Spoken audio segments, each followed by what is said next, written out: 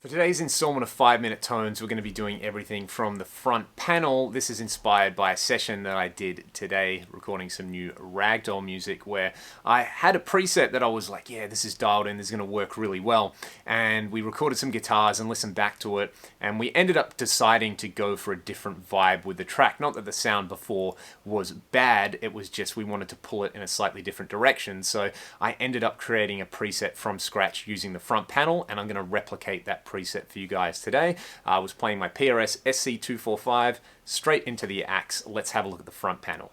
Dial up an empty preset and immediately hit the C encoder. This will take you to the layout. I'm then going to use the main encoder to select input number 1. I'll then press enter twice. I've got a new block here. I'm going to select amp.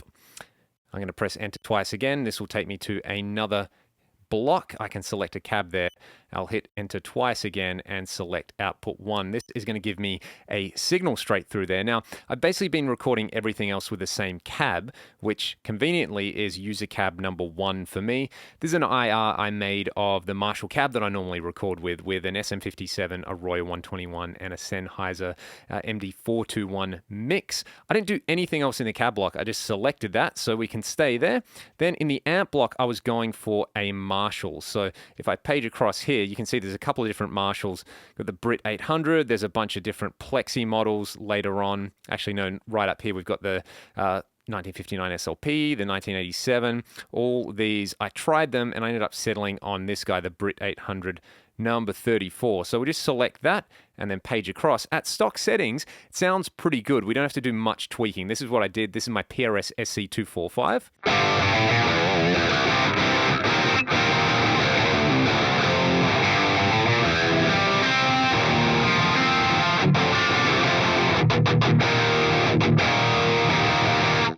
So a little bit bright and a little bit kind of not quite as chunky in the low end. So what I did was using the E encoder, I just turned the treble down about that much and turned the bass up about that much. So about 7 and a little under 4. This is what it sounds like.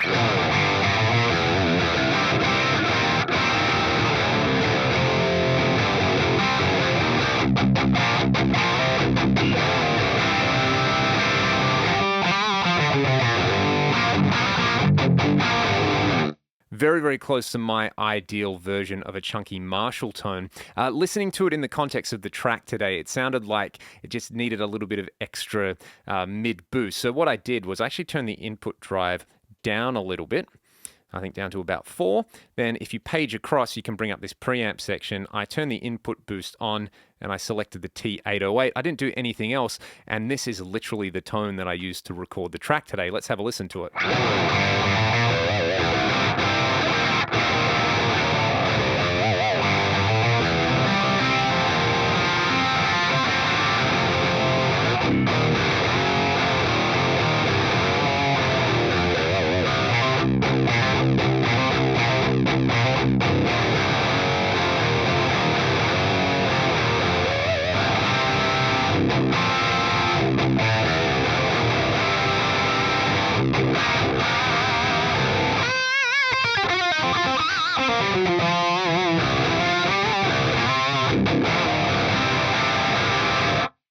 I apologize, I'm a little bit out of tune there, but it's basically a classic boosted Marshall kind of sound, and it took next to no time to dial in. I didn't even use any low cut in the cab block. I just really liked the way this one sounded in the mix of the track. There's not an excess of boomy low end there. It's enough to sort of be thick. It feels really good to play, and chucking the tube screamer in front of it just tightens things up just a little bit and kind of pulls it away from being like a full-on vintage 80s kind of sound, and it does make it sound a little bit more modern, which is what I wanted.